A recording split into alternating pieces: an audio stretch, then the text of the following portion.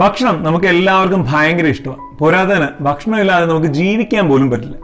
എന്നിട്ടും ഇന്ത്യയിൽ വെറും 6% ആണുങ്ങൾ മാത്രമാണ് കുക്കിങ്ങിൽ പങ്കെടുക്കുന്നത്. പെൺമക്കളോട് നാളെ മറ്റൊരു വീട്ടിൽ കയറി ചെല്ലേണ്ടതാണ്, വല്ലതും വച്ചുണ്ടാക്കാൻ പഠിച്ചു എന്ന് പറയുന്ന അതേ മാതാപിതാക്കൾ ആൺമക്കളോട് കുക്കിങ്ങിനെ പറ്റി ഒരു അക്ഷരം മിണ്ടാറില്ല.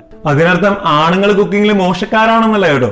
ശരിക്കും പറഞ്ഞ ആണുങ്ങൾ കുക്കിങ്ങിൽ കേമന്മാർ. ഇന്ത്യൻ ഹോട്ടലുകളിലെ 80% ചെഫ്സും ആണുങ്ങളാണ്. എന്നിട്ട് പിന്നെ എന്തുകൊണ്ടായിരിക്കും ഇവർ വീട്ടിൽ മാത്രം അധികം കുക്ക് ചെയ്യാത്തത്?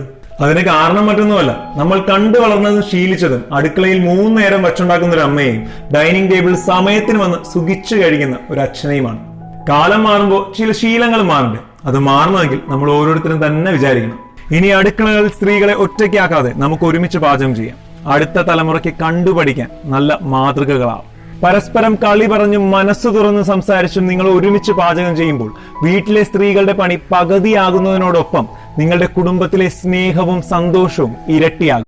പാചകം ഓരോ വ്യക്തിയും അടിസ്ഥാനപരമായി അറിഞ്ഞിരിക്കേണ്ട ഒന്നാണ്. അത് ആൺപെൺ വ്യത്യാസമില്ലാതെ കുട്ടികളെ പഠിപ്പിക്കേണ്ടതും മാതൃകയാകേണ്ടതും നമ്മൾ തന്നെയാണ്.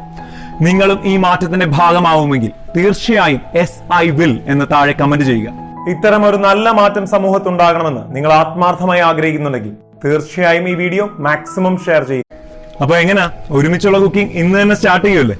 എല്ലാവർക്കും ഒത്തിരി സന്തോഷം നേർന്നുകൊണ്ട് താങ്ക് യു.